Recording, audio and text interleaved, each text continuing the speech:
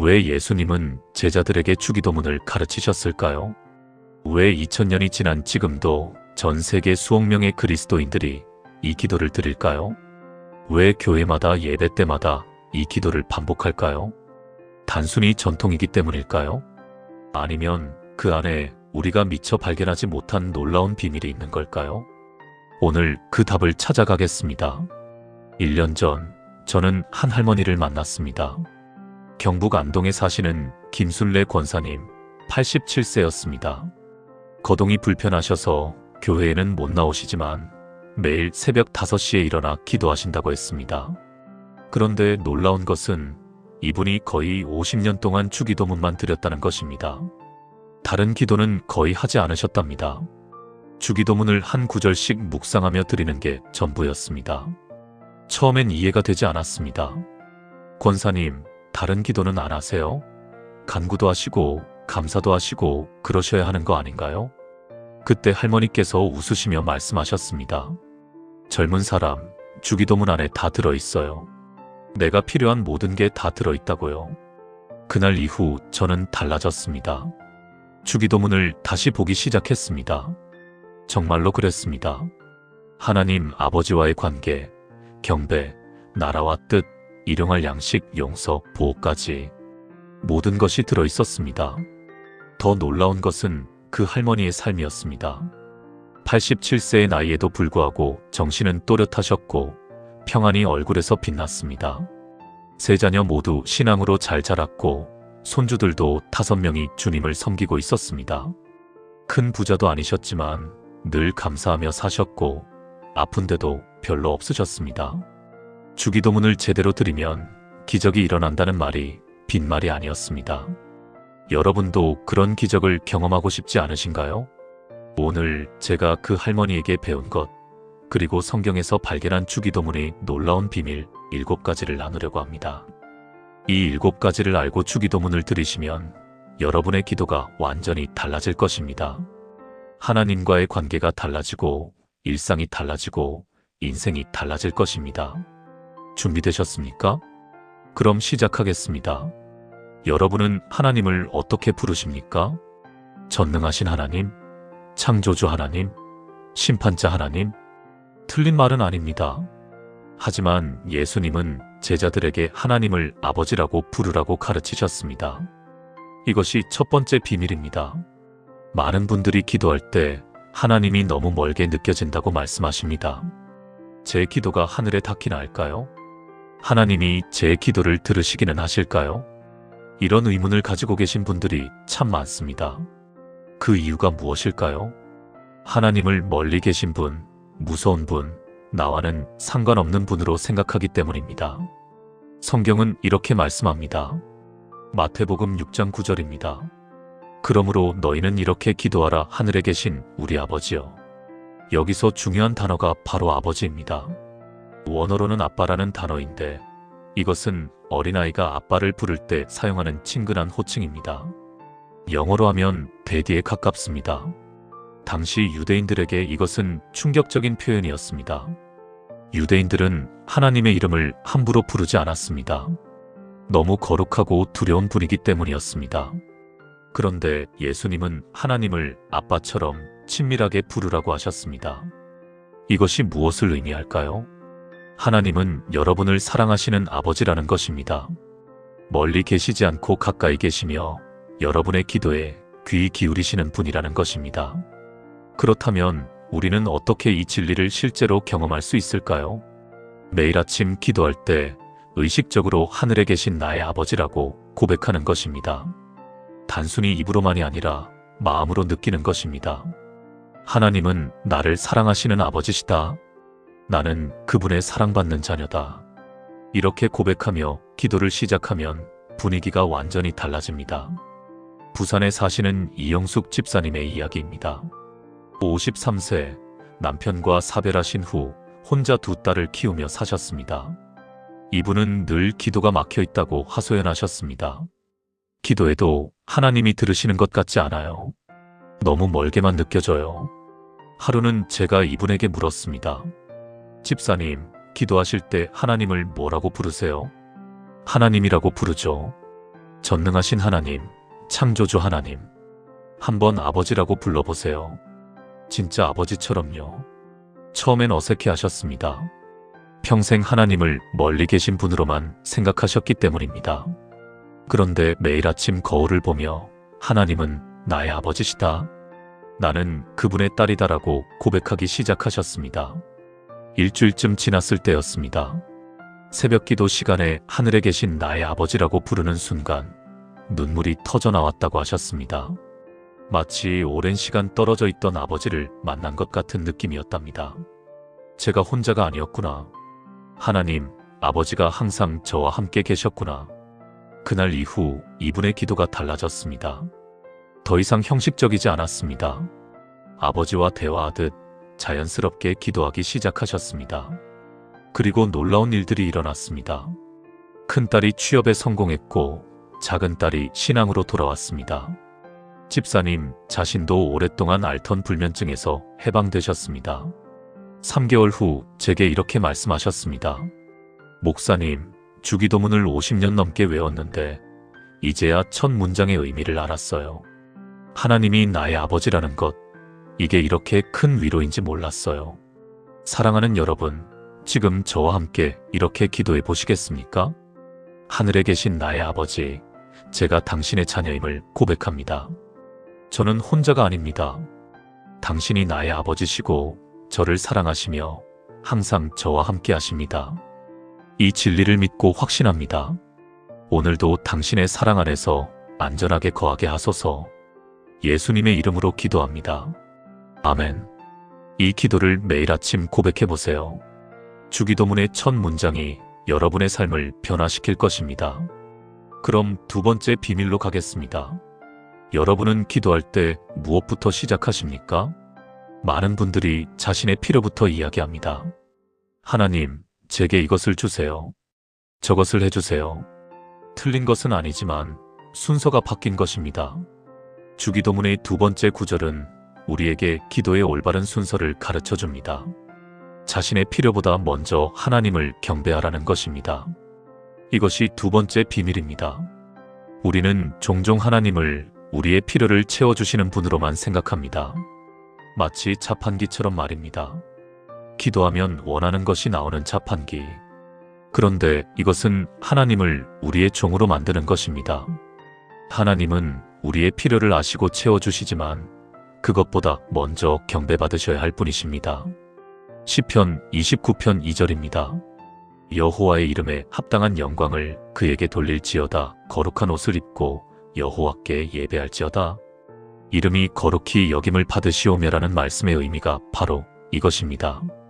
하나님의 이름, 즉 하나님의 본질과 속성을 높이고 존귀히 여기는 것입니다. 당시 유대 문화에서 이름은 단순한 호칭이 아니라 그 사람의 본질을 의미했습니다. 하나님의 이름이 거룩하다는 것은 하나님 자체가 완전히 구별되신 분, 완벽하신 분, 영광스러운 분이라는 뜻입니다. 우리가 기도할 때 이것을 먼저 고백하는 이유는 무엇일까요? 우리의 관점을 바로잡기 위해서입니다. 기도의 초점이 나에게서 하나님께로 옮겨지는 것입니다. 그렇다면 실제로 어떻게 하나님의 이름을 거룩히 여길 수 있을까요? 기도를 시작할 때 하나님의 속성을 하나씩 고백하는 것입니다. 하나님은 사랑이시다. 하나님은 전능하시다. 하나님은 신실하시다. 하나님은 거룩하시다. 이렇게 하나님이 어떤 분이신지 먼저 고백하고 나면 우리 마음이 평안해집니다. 서울에 사시는 박민호 집사님의 이야기입니다. 45세 중소기업을 운영하시는 분이셨습니다. 2년 전 코로나19로 사업이 어려워지면서 큰 위기를 맞았습니다. 직원 월급을 주지 못할 지경이었고 은행 대출 상환일은 다가오고 있었습니다. 매일 밤 잠을 이루지 못했습니다. 하나님, 제발 도와주세요. 이번만 넘기게 해주세요. 절박한 기도를 드렸지만 상황은 나아지지 않았습니다. 오히려 더 악화되었습니다. 거래처에서 계약을 끊었고 주요 직원 한 명이 퇴사했습니다. 그때 한 선배 집사님이 이렇게 조언했습니다. 민호야, 기도할 때 하나님께 무엇을 달라고만 하지 말고 하나님이 어떤 분이신지 먼저 고백해봐. 처음엔 이해가 되지 않았습니다. 급한 게 불이 난 집인데 한가하게 찬양이나 하고 있으란 말인가? 그런데 다른 방법이 없었습니다. 다음날 새벽 박 집사님은 무릎을 꿇고 기도했습니다. 그런데 이번엔 다르게 시작했습니다. 하나님, 당신은 전능하신 분입니다. 당신은 불가능이 없으신 분입니다. 당신은 신실하신 분입니다. 처음 며칠은 형식적으로 느껴졌습니다. 그런데 일주일쯤 지나자 마음의 변화가 오기 시작했습니다. 그래, 하나님은 전능하시니까 내 문제도 해결하실 수 있으시지. 2주가 지나자 평안이 찾아왔습니다. 하나님은 신실하시니까 나를 버리지 않으실 거야.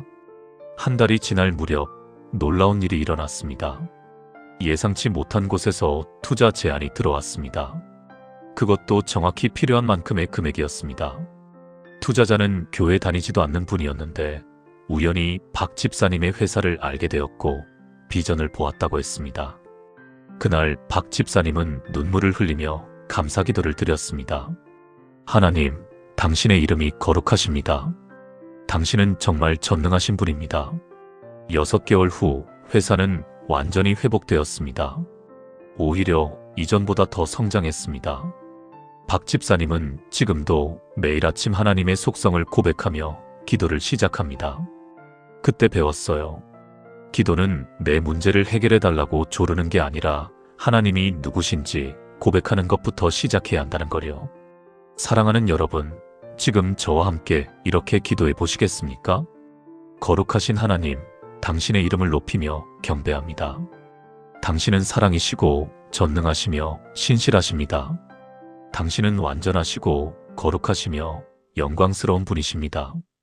제 문제보다 당신이 더 크심을 고백합니다. 오늘도 당신의 영광이 제 삶 가운데 나타나게 하소서. 예수님의 이름으로 기도합니다. 아멘. 이 고백으로 기도를 시작해 보세요. 그럼 3번째 비밀로 가겠습니다. 여러분은 누구의 계획대로 살고 계십니까? 자신의 계획입니까? 아니면 하나님의 계획입니까? 많은 그리스도인들이 이 질문 앞에서 멈춥니다.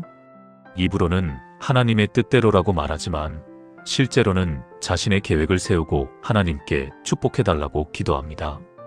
주기도문의 3번째 구절은 이 문제를 다룹니다. 이것이 3번째 비밀입니다. 우리는 종종 하나님의 나라가 먼 미래의 일이라고 생각합니다. 예수님이 재림하실 때 이 말 천국을 말한다고 생각합니다. 물론 그것도 맞지만 그게 전부는 아닙니다. 하나님의 나라는 지금 여기에서도 임해야 합니다. 내 마음에, 내 가정에, 내 직장에, 내 삶의 모든 영역에 하나님의 통치가 임하는 것입니다. 마태복음 6장 10절입니다. 나라가 임하시오며 뜻이 하늘에서 이루어진 것 같이 땅에서도 이루어지이다. 나라가 임하시오며라는 말씀은 하나님의 주권적 통치를 구하는 것입니다. 당시 나라라는 단어는 단순히 영토를 의미하는 것이 아니라 왕의 통치를 의미했습니다.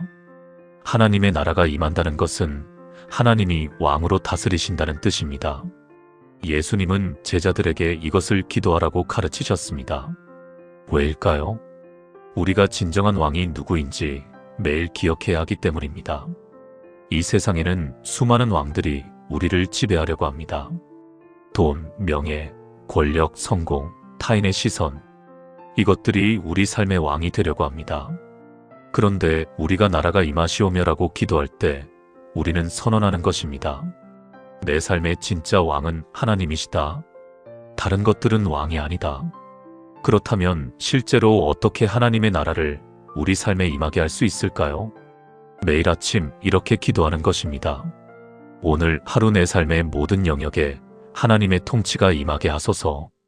그리고 구체적으로 고백하는 것입니다. 내 생각, 내 말, 내 행동, 내 계획, 모든 것을 하나님께 맡깁니다. 대구에 사시는 김미정 권사님의 이야기입니다. 58세, 평생을 열심히 신앙생활 하셨지만 늘 불안했습니다. 자녀들이 잘 되길 바라는 마음에 온갖 계획을 세우셨습니다. 큰아들은 의사가 되어야 하고, 딸은 좋은 집안으로 시집가야 하고, 작은 아들은 안정적인 공무원이 되어야 한다고 생각하셨습니다. 그래서 기도도 그렇게 하셨습니다. 하나님, 큰아들이 의대에 합격하게 해주세요. 딸이 좋은 사람 만나게 해주세요. 그런데 현실은 계획대로 되지 않았습니다. 큰아들은 의대 입시에 3번 낙방했고 우울증에 걸렸습니다. 딸은 권사님이 반대하는 남자와 결혼하겠다고 했습니다. 작은 아들은 공무원 시험 대신 음악을 하겠다고 했습니다. 김 권사님은 무너졌습니다. 하나님, 제가 이렇게 기도했는데 왜 이러십니까?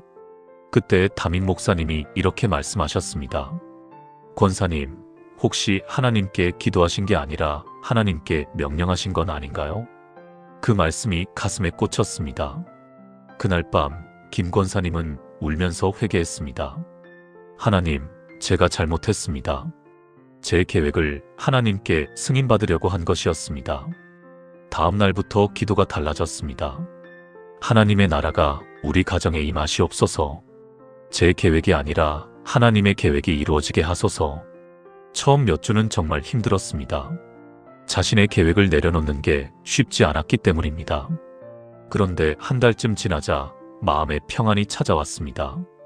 아, 내가 다 책임질 필요가 없구나. 하나님이 하시는구나.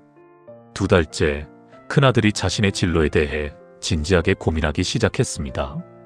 의사가 아니라 상담 심리사가 되고 싶다고 했습니다. 예전 같았으면 반대했을 텐데 이번엔 달랐습니다. 내가 하나님께 기도하고 결정한 거라면 엄마는 지지할게. 놀랍게도 아들의 우울증이 나아지기 시작했습니다. 자기가 정말 원하는 길을 갈 수 있다는 희망이 생겼기 때문입니다. 딸의 결혼도 허락했습니다. 사위가 될 청년이 믿음이 좋은 청년이었습니다. 집안은 평범했지만 하나님을 사랑하는 사람이었습니다. 작은 아들의 음악도 응원하기로 했습니다. 6개월이 지났습니다. 큰아들은 상담심리학과에 합격했고 지금은 행복하게 공부하고 있습니다. 딸은 결혼해서 화목한 가정을 꾸리고 있습니다. 작은 아들은 교회 청년부 찬양팀을 섬기며 음악 사역을 준비하고 있습니다. 김 권사님은 고백합니다. 제 계획이 아니라 하나님의 계획이 훨씬 더 좋았어요. 나라가 임하시오며라는 기도가 무슨 뜻인지 이제 알았어요. 사랑하는 여러분, 지금 저와 함께 이렇게 기도해 보시겠습니까? 하나님, 제 삶에 당신의 나라가 임하게 하소서. 제 계획이 아니라 당신의 계획이 이루어지게 하소서. 제가 왕 노릇하지 않고 당신이 왕이 되게 하소서. 오늘 하루 모든 결정에서 당신의 주권을 인정합니다. 당신의 통치를 환영합니다. 예수님의 이름으로 기도합니다. 아멘. 이 기도로 하루를 시작해 보세요. 그럼 4번째 비밀로 가겠습니다. 여러분은 하나님의 뜻을 알고 싶으십니까? 많은 그리스도인들이 하나님의 뜻을 찾아 헤맵니다. 하나님, 제게 뜻을 보여주세요. 이 길로 가야 합니까? 저 길로 가야 합니까? 그런데 종종 우리는 이미 알고 있는 하나님의 뜻조차 순종하지 않으면서 새로운 뜻을 구합니다. 주기도문의 4번째 구절은 이것을 다룹니다. 이것이 4번째 비밀입니다. 하나님의 뜻이 무엇인지 아는 것도 중요하지만 그것을 실제로 순종하는 것이 더 중요합니다. 우리는 종종 기도할 때 하나님께 우리의 뜻을 승인해달라고 요청합니다. 하나님, 제가 이렇게 하려고 하는데 축복해 주세요. 그런데 진짜 기도는 정반대입니다. 하나님, 당신의 뜻이 무엇입니까? 그것을 하게 도와주소서. 마태복음 6장 10절입니다. 뜻이 하늘에서 이루어진 것 같이 땅에서도 이루어지이다. 뜻이 이루어지이다라는 표현은 단순한 바람이 아닙니다. 이것은 순종의 선언입니다. 하늘에서는 하나님의 뜻이 완벽하게 이루어집니다. 천사들이 하나님의 명령에 즉시 순종하기 때문입니다. 예수님은 우리에게도 그렇게 하라고 가르치셨습니다. 땅에서도 우리 삶에서도 하나님의 뜻이 그렇게 이루어지게 하라는 것입니다. 그렇다면 어떻게 하나님의 뜻을 알고 순종할 수 있을까요? 첫째, 성경을 통해 이미 계시된 하나님의 뜻을 알고 순종하는 것입니다. 사랑하라, 용서하라, 정직하라, 섬기라. 이것들은 이미 분명한 하나님의 뜻입니다. 둘째, 기도 중에 성령님의 음성을 듣는 것입니다. 이것을 하라, 저것을 멈추라 하는 내면의 음성에 귀 기울이는 것입니다. 인천에 사시는 정수연 집사님의 이야기입니다. 42세, 대기업에서 팀장으로 일하셨습니다. 승진도 빨랐고 연봉도 좋았고 앞날이 창창했습니다. 그런데 어느 날부터 마음이 불편하기 시작했습니다. 회사에서 하는 일이 하나님 보시기에 정직하지 않다는 생각이 들었기 때문입니다. 실적을 위해 고객을 속이는 일, 숫자를 조작하는 일들이 비일비재했습니다. 정 집사님은 그것이 잘못된 것임을 알았지만 눈 감았습니다. 다들 이렇게 하는데 뭐. 그런데 기도할 때마다 마음이 불편했습니다. 뜻이 하늘에서 이루어진 것 같이 땅에서도 이루어지이다. 이 구절을 읽을 때마다 찔렸습니다. 하늘에서는 정직이 이루어지는데 내 직장에서는 거짓이 이루어지고 있구나. 몇 달을 고민했습니다. 하나님의 뜻대로 살려면 이 일을 그만둬야 하나. 그런데 이 연봉을 포기하고 갈등이 계속되었습니다. 그러던 어느 날 새벽 기도 중에 분명한 음성을 들었습니다. 순종하라. 내가 책임질 것이다. 그날 정 집사님은 결단했습니다. 다음날 상사에게 가서 말했습니다. 팀장님, 이 방식은 잘못된 것 같습니다. 저는 더 이상 이렇게 일할 수 없습니다. 상사는 화를 냈습니다. 그럼 회사를 그만두든가. 정 집사님은 사표를 냈습니다. 그날 저녁 집에 돌아와 아내에게 이야기했을 때 아내는 울었습니다. 여보, 앞으로 어떻게 살아요? 아이들 학원비는요? 대출은요? 하나님이 책임지실 거야. 그렇게 말했지만 솔직히 두려웠습니다. 다음 날부터 이력서를 돌렸지만 쉽지 않았습니다. 전 직장에서 좋지 않은 소문을 퍼뜨렸기 때문입니다. 한 달, 두 달이 지났습니다. 저축했던 돈이 빠르게 줄어들었습니다. 그런데 신기하게도 마음은 평안했습니다. 하나님의 뜻대로 한 거니까 괜찮아. 석 달째 되던 어느 날 예상치 못한 전화가 왔습니다. 한 중소기업의 대표였습니다. 정 팀장님 이야기를 들었습니다. 우리 회사에 와서 윤리 경영을 맡아주실 수 있겠습니까? 알고 보니 그 대표도 독실한 크리스천이었습니다. 정직하게 사업하려고 노력하는데 그런 가치관을 가진 인재를 찾고 있었답니다. 연봉은 이전보다 조금 적었지만 양심에 걸리는 일을 하지 않아도 되었습니다. 1년이 지났습니다. 그 회사는 정직 경영으로 유명해졌고 오히려 매출이 늘었습니다. 정 집사님의 연봉도 이전보다 더 올랐습니다. 2년째 정 집사님은 이사로 승진했습니다. 지금은 많은 기업들이 그의 강의를 듣기 위해 초청합니다. 정 집사님은 고백합니다. 하나님의 뜻대로 산다는 게 손해보는 것 같지만 실제로는 가장 지혜로운 선택이었어요. 뜻이 이루어지이다를 진심으로 기도하니까 하나님이 정말 책임지시더라고요. 사랑하는 여러분, 지금 저와 함께 이렇게 기도해 보시겠습니까? 하나님, 당신의 뜻이 제 삶에서 이루어지게 하소서. 제 뜻이 아니라 당신의 뜻을 구합니다. 이미 아는 당신의 뜻에 순종하게 하시고 모르는 뜻을 깨닫게 하소서. 하늘에서처럼 제 삶에서도 당신의 뜻이 완전히 이루어지게 하소서. 순종할 용기를 주시옵소서. 예수님의 이름으로 기도합니다. 아멘. 이 기도로 하루를 시작해 보세요. 그럼 5번째 비밀로 가겠습니다. 여러분은 무엇을 의지하며 살고 계십니까? 자신의 능력입니까? 저축해둔 돈입니까? 안정적인 직장입니까? 이것들이 나쁜 것은 아니지만 궁극적으로 의지할 대상은 아닙니다. 주기도문의 5번째 구절은 우리에게 진정한 공급자가 누구인지 가르쳐줍니다. 이것이 5번째 비밀입니다. 현대를 사는 우리는 모든 것을 스스로 해결하려고 합니다. 돈을 벌고 저축하고 투자하고 미래를 계획합니다. 물론 이것들은 책임 있는 삶의 태도입니다. 그런데 문제는 이것들이 우리의 안전을 보장한다고 착각하는 것입니다. 코로나19 팬데믹은 우리에게 뼈아픈 교훈을 주었습니다. 아무리 많이 저축해도 아무리 좋은 직장에 다녀도 한순간에 모든 게 무너질 수 있다는 것을 깨달았습니다. 마태복음 6장 11절입니다. 오늘 우리에게 일용할 양식을 주시옵고, 일용할 양식이라는 표현에 주목해야 합니다. 원어로는 에피우시오스 아르토스인데 이것은 오늘 하루에 필요한 빵을 의미합니다. 내일 것이 아니라 오늘 것입니다. 일주일치가 아니라 하루치입니다. 이것은 광야에서 만나를 주신 사건을 떠올리게 합니다. 출애굽기 16장에서 하나님은 이스라엘 백성에게 매일 만나를 주셨습니다. 그런데 규칙이 있었습니다. 오늘 먹을 것만 거두라는 것이었습니다.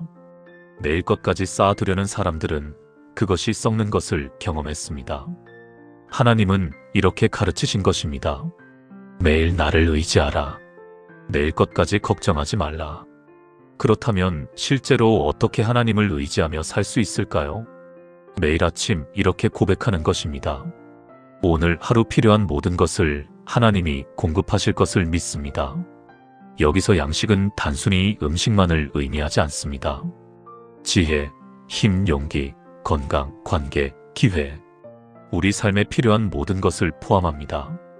광주에 사시는 최순자 권사님의 이야기입니다. 67세, 남편을 일찍 여의고 혼자 세 아들을 키우셨습니다. 평생 식당에서 일하시며 아이들을 대학까지 보내셨습니다. 그런데 65세의 관절염이 심해져서 더 이상 일을 할 수 없게 되었습니다. 모아둔 돈은 아이들 학비로 다 들어갔고 연금은 얼마 되지 않았습니다. 한 달에 50만 원 정도였습니다. 방세를 내고 나면 생활비가 턱없이 부족했습니다. 아들들에게 손을 벌릴 수도 없었습니다. 각자 가정을 꾸리며 힘들게 사는 걸 알기 때문이었습니다. 최 권사님은 절망했습니다. 이제 어떻게 살아야 하나? 그때 한 집사님이 이렇게 말씀하셨습니다. 권사님, 주기도문을 드리세요. 오늘 우리에게 일용할 양식을 주시옵고 이 구절을 붙잡고 기도하세요. 그게 뭔 소용이에요? 기도한다고 밥이 나옵니까? 하나님이 책임지실 거예요.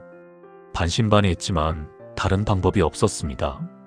다음 날부터 최 권사님은 매일 아침 이렇게 기도했습니다. 하나님, 오늘 하루 제게 필요한 모든 것을 주시옵소서. 제가 무엇을 먹고 무엇을 입을지 염려하지 않게 하소서. 첫 주는 아무 일도 일어나지 않았습니다. 냉장고는 여전히 비어 있었고 통장 잔고는 줄어들었습니다. 그런데 이상하게 마음은 평안했습니다. 하나님이 살려주시겠지. 둘째 주 수요일 옆집 아주머니가 찾아왔습니다. 권사님, 남편이 고향에서 쌀을 한 가마니 보내왔는데 우리가 다 못 먹어요. 좀 나눠드릴게요. 10kg의 쌀을 주셨습니다. 목요일엔 교회 집사님이 반찬을 가져다 주셨습니다. 권사님 혼자 사시니까 반찬하기 힘드시죠? 제가 좀 만들었어요. 금요일엔 큰아들이 갑자기 용돈을 보내왔습니다. 엄마, 이번 달 보너스 받았어요. 조금이지만 쓰세요. 최 권사님은 눈물이 났습니다. 하나님이 정말 살아계시구나. 한 달이 지났습니다. 신기하게도 굶은 날이 단 하루도 없었습니다. 누군가 음식을 가져다 주거나 교회에서 도시락을 주거나 아들들이 용돈을 보내주거나 항상 필요한 순간에 공급이 있었습니다. 2달째 한 집사님이 제안했습니다. 권사님, 우리 교회 식당에서 설거지 좀 도와주실 수 있으세요? 몸이 많이 힘들지 않은 일이에요. 일주일에 이틀만 나오시면 돼요. 최 권사님은 그 일을 시작했습니다. 많은 돈은 아니었지만 생활비를 보탤 수 있었습니다. 6개월이 지났습니다. 이제는 생활이 안정되었습니다. 교회 일도 하고 가끔 아들들이 보내주는 용돈도 있고 교인들이 나눠주는 것들도 있고 하나님이 여러 통로를 통해 공급해 주셨습니다. 1년이 지난 지금 최 권사님은 가장 평안한 시간을 보내고 계십니다. 예전엔 돈을 의지했는데 이제는 하나님을 의지해요. 오늘 우리에게 일용할 양식을 주시옵고 이 기도를 드릴 때마다 확신이 생겨요. 하나님이 오늘도 책임지실 거라고요. 사랑하는 여러분, 지금 저와 함께 이렇게 기도해 보시겠습니까? 하나님, 오늘 하루 제게 필요한 모든 것을 공급하시는 분이 당신임을 고백합니다. 제 힘이 아니라 당신의 은혜로 살아갑니다. 오늘 하루 필요한 양식, 지혜, 힘, 용기를 주시옵소서. 내일을 염려하지 않고 오늘을 감사하며 살게 하소서. 당신이 나의 공급자이심을 믿습니다. 예수님의 이름으로 기도합니다. 아멘. 이 기도로 하루를 시작해 보세요. 그럼 6번째 비밀로 가겠습니다. 여러분의 마음속에 용서하지 못한 사람이 있습니까? 상처를 준 사람, 배신한 사람, 아프게 한 사람. 그 사람을 떠올릴 때마다 분노가 올라오고 마음이 괴롭습니까? 주기도문의 6번째 구절은 가장 어렵지만 가장 중요한 주제를 다룹니다. 용서입니다. 이것이 6번째 비밀입니다. 용서는 그리스도인의 삶에서 선택이 아니라 필수입니다. 우리는 하나님께 용서받은 사람들이기 때문입니다. 그런데 많은 사람들이 용서를 오해합니다. 용서한다는 건 그 사람이 한 일이 괜찮다고 인정하는 거 아닌가요? 아닙니다. 용서는 그 사람의 잘못을 정당화하는 게 아닙니다. 용서는 그 사람이 나에게 진 빚을 탕감해주는 것입니다. 마태복음 6장 12절입니다. 우리가 우리에게 죄 지은 자를 사하여 준 것 같이 우리 죄를 사하여 주시옵고. 이 구절은 조건부로 들립니다. 우리가 용서해야 하나님도 용서하신다는 의미로 보입니다. 실제로 그렇습니다. 예수님은 마태복음 6장 14-15절에서 이렇게 말씀하셨습니다. 너희가 사람의 잘못을 용서하면 너희 하늘 아버지께서도 너희 잘못을 용서하시려니와 너희가 사람의 잘못을 용서하지 아니하면 너희 아버지께서도 너희 잘못을 용서하지 아니하시리라. 왜 이렇게까지 강조하실까요? 용서하지 않는 마음이 우리를 파괴하기 때문입니다. 분노와 원망은 독약과 같습니다. 그것을 마시면서 상대방이 죽기를 바라는 것과 같습니다. 그렇다면 어떻게 용서할 수 있을까요? 특히 정말 큰 상처를 준 사람을 어떻게 용서할 수 있을까요? 첫째, 하나님께 나 자신이 먼저 용서받았음을 기억하는 것입니다. 우리가 하나님께 지은 죄가 얼마나 큰지 생각하면 다른 사람이 우리에게 지은 죄는 작아 보입니다. 둘째, 용서는 감정이 아니라 결단임을 아는 것입니다. 그 사람이 좋아져서 용서한다가 아니라 용서하기로 결심한다입니다. 셋째, 매일 반복해서 용서를 선택하는 것입니다. 한 번 용서했다고 끝나는 게 아닙니다. 그 사람이 생각날 때마다 다시 용서하기로 선택하는 것입니다. 울산에 사시는 박영애 권사님의 이야기입니다. 61세, 30년 결혼 생활 중 남편의 외도를 발견했습니다. 그것도 박 권사님의 친한 친구와의 외도였습니다. 세상이 무너지는 것 같았습니다. 어떻게 나한테 이럴 수가 있어? 30년을 함께 살았는데. 남편은 무릎 꿇고 용서를 빌었습니다. 친구도 찾아와 울면서 사과했습니다. 하지만 박 권사님은 용서할 수 없었습니다. 밤마다 울고 낮에는 분노로 가득했습니다. 6개월이 지났지만 마음은 나아지지 않았습니다. 오히려 더 악화되었습니다. 불면증, 우울증, 공황장애까지 왔습니다. 그때 담임 목사님이 신방을 오셨습니다. 권사님, 용서하셔야 합니다. 못해요. 어떻게 그걸 용서합니까? 용서하지 않으면 권사님이 죽습니다. 몸도 마음도요. 그날 밤 박 권사님은 하나님 앞에 무릎 꿇었습니다. 하나님, 저는 못 용서하겠습니다. 너무 아픕니다. 그런데 제가 이렇게 살다가는 제가 먼저 죽을 것 같습니다. 도와주세요. 그날부터 매일 주기도문을 드렸습니다. 특히 이 구절에 집중했습니다. 우리가 우리에게 죄 지은 자를 사하여 준 것 같이. 처음 몇 주는 입으로만 했습니다. 마음은 전혀 따라가지 않았습니다. 그런데 한 달쯤 지나자 조금씩 변화가 오기 시작했습니다. 남편과 친구를 생각할 때 분노보다 연민이 느껴졌습니다. 저 사람들도 연약한 인간이구나. 나처럼요. 2달째 박 권사님은 결단했습니다. 하나님, 제가 용서하기로 선택합니다. 제 감정은 아직 따라가지 않지만 제 의지로 용서합니다. 그날 남편에게 말했습니다. 여보, 내가 당신을 용서하기로 했어요. 쉽지는 않을 거예요. 하지만 매일 용서하기로 선택할 거예요. 남편은 울었습니다.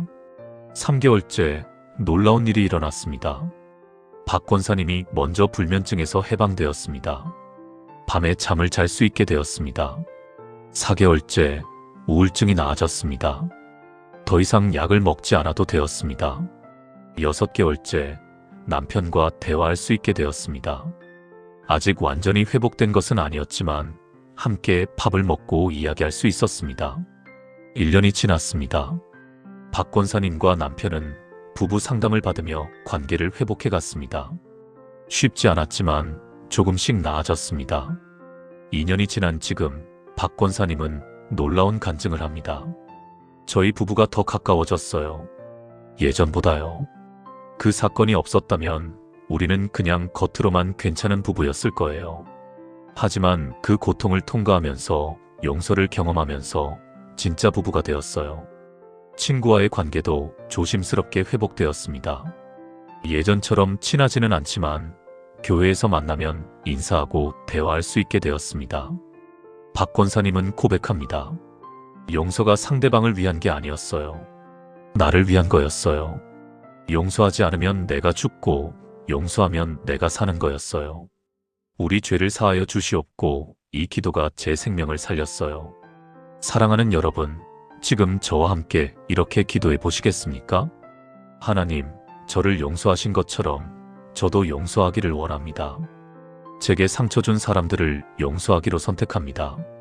제 감정은 아직 따라가지 않지만 제 의지로 용서합니다. 그들이 제게 진 빚을 탕감합니다.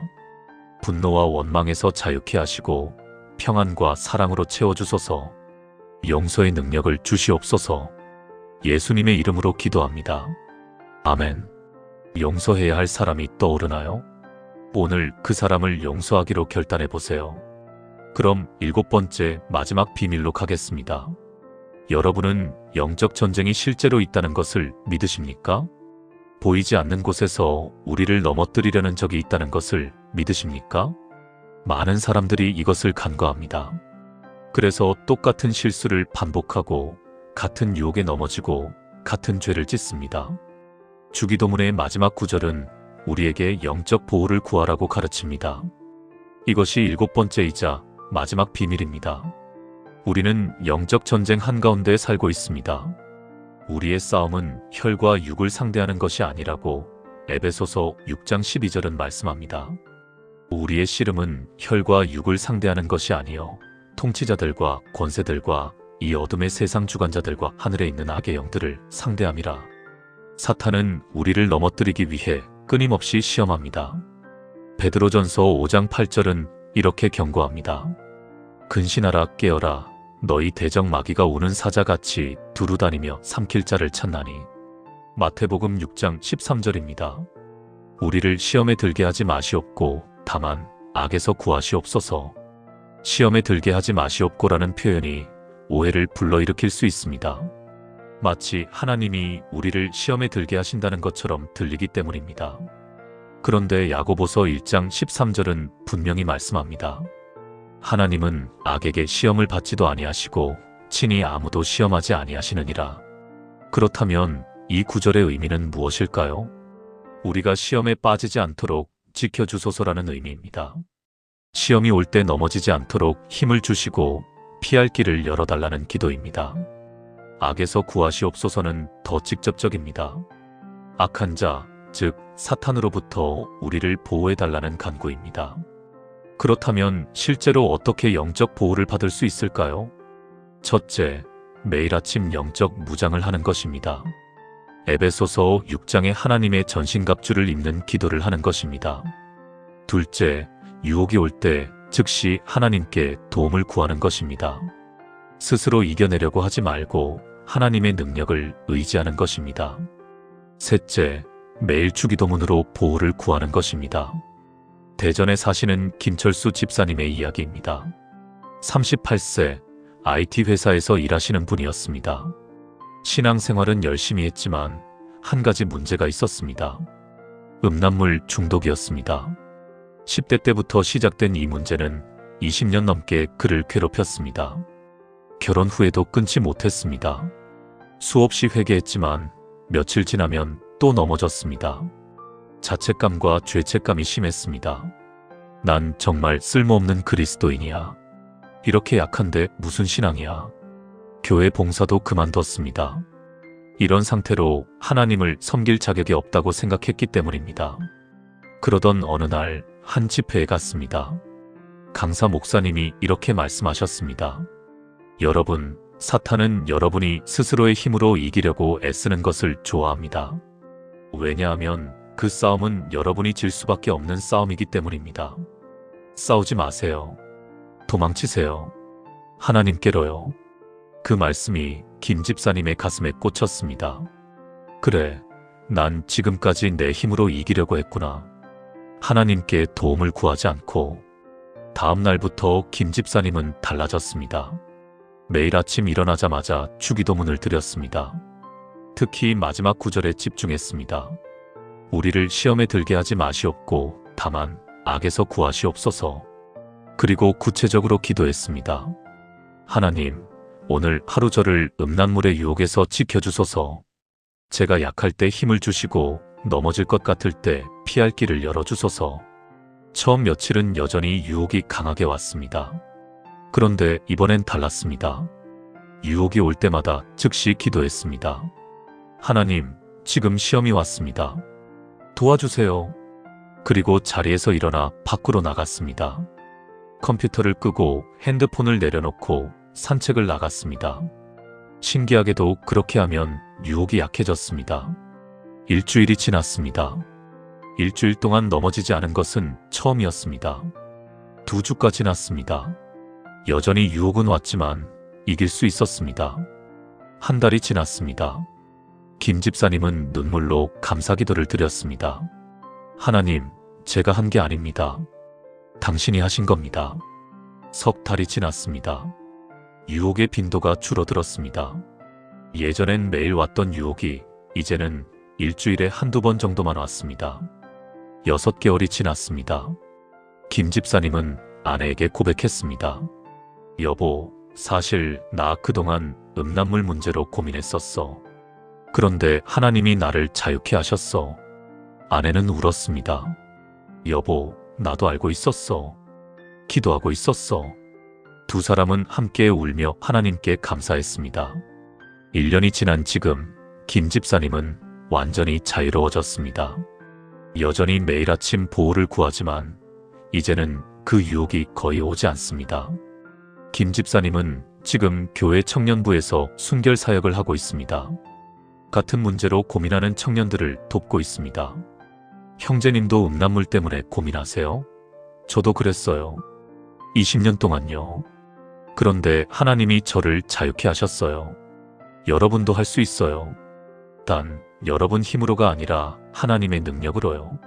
사랑하는 여러분, 지금 저와 함께 이렇게 기도해 보시겠습니까? 하나님, 오늘 하루 저를 모든 시험에서 지켜주소서. 악한 자의 공격에서 보호하시고 유혹이 올 때 피할 길을 열어주소서. 제 힘으로가 아니라 당신의 능력으로 승리하게 하소서. 오늘도 당신의 전신갑주로 무장하고 믿음의 방패로 악한 자의 화살을 막게 하소서. 나라와 권세와 영광이 영원히 아버지께 있사옵니다. 예수님의 이름으로 기도합니다. 아멘. 매일 이 기도로 하루를 시작해보세요. 하나님이 여러분을 지키실 것입니다. 지금까지 나눈 주기도문의 7가지 놀라운 비밀을 하나의 기도로 드리겠습니다. 함께 기도하시겠습니까? 하늘에 계신 나의 아버지, 당신의 사랑하는 자녀가 지금 당신 앞에 나아옵니다. 오늘 이 시간 주기도문의 깊은 의미를 깨닫게 하신 은혜를 감사드립니다. 당신이 나의 아버지이시며 나를 사랑하시고 항상 나와 함께 하신다는 진리를 고백합니다. 당신의 이름이 거룩하십니다. 당신은 사랑이시고 전능하시며 신실하시고 완전하신 분이십니다. 제 문제보다 당신이 더 크시고 제 계획보다 당신의 지혜가 더 높으심을 믿습니다. 당신의 나라가 제 삶에 임하게 하소서. 제 생각, 제 말, 제 행동, 제 계획 모든 것을 당신께 맡기며 당신이 왕 되심을 선포합니다. 제 계획이 아니라 당신의 계획이 이루어지게 하소서.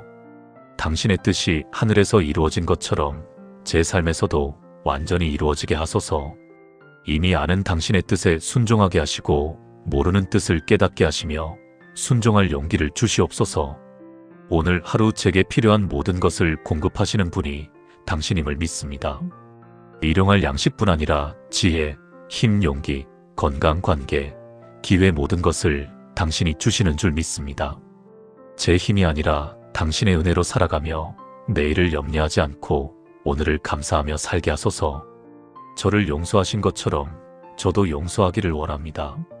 제게 상처 준 모든 사람들을 용서하기로 선택하며 그들이 제게 진 빚을 탕감합니다. 분노와 원망에서 자유케 하시고 평안과 사랑으로 채워주소서. 오늘 하루 저를 모든 시험에서 지켜주시고 악한 자의 공격에서 보호하소서. 유혹이 올 때 피할 길을 열어주시고 제 힘으로가 아니라 당신의 능력으로 승리하게 하소서. 나라와 권세와 영광이 영원히 아버지께 있사옵니다.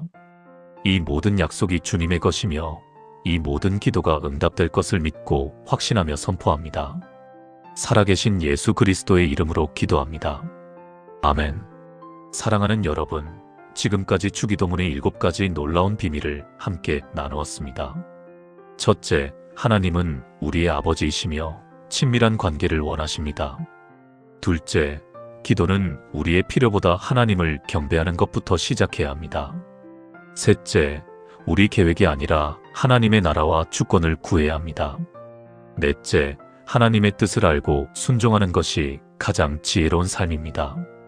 다섯째, 하나님은 오늘 하루 필요한 모든 것을 공급하시는 분이십니다. 여섯째, 용서는 상대방을 위한 것이 아니라 나 자신을 위한 것입니다. 일곱째, 우리는 매일 하나님의 보호를 구하며 영적 전쟁에서 승리해야 합니다.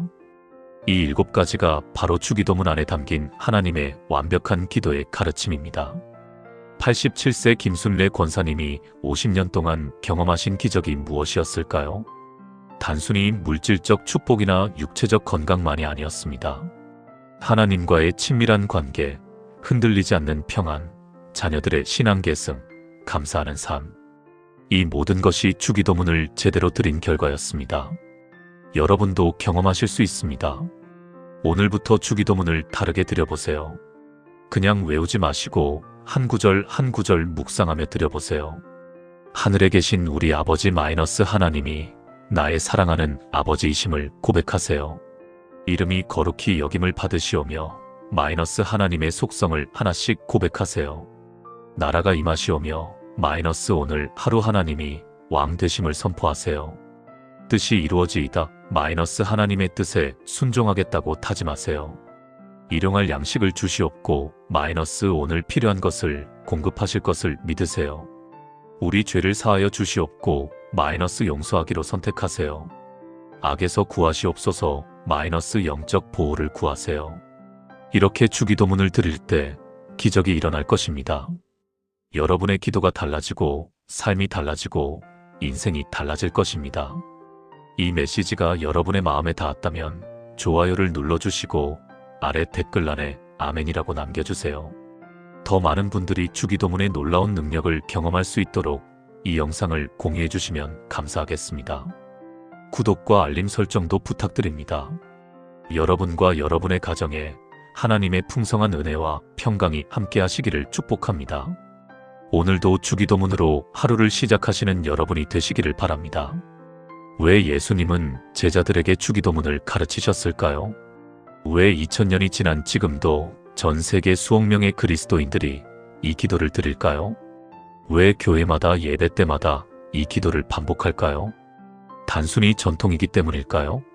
아니면 그 안에 우리가 미처 발견하지 못한 놀라운 비밀이 있는 걸까요? 오늘 그 답을 찾아가겠습니다. 1년 전 저는 한 할머니를 만났습니다. 경북 안동에 사시는 김순례 권사님 87세였습니다. 거동이 불편하셔서 교회에는 못 나오시지만 매일 새벽 5시에 일어나 기도하신다고 했습니다.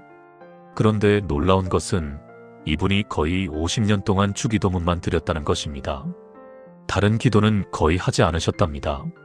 주기도문을 한 구절씩 묵상하며 드리는 게 전부였습니다. 처음엔 이해가 되지 않았습니다. 권사님, 다른 기도는 안 하세요? 간구도 하시고 감사도 하시고 그러셔야 하는 거 아닌가요? 그때 할머니께서 웃으시며 말씀하셨습니다. 젊은 사람, 주기도문 안에 다 들어있어요. 내가 필요한 모든 게 다 들어있다고요. 그날 이후 저는 달라졌습니다. 주기도문을 다시 보기 시작했습니다.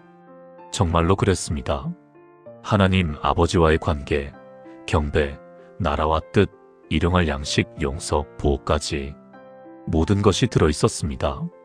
더 놀라운 것은 그 할머니의 삶이었습니다.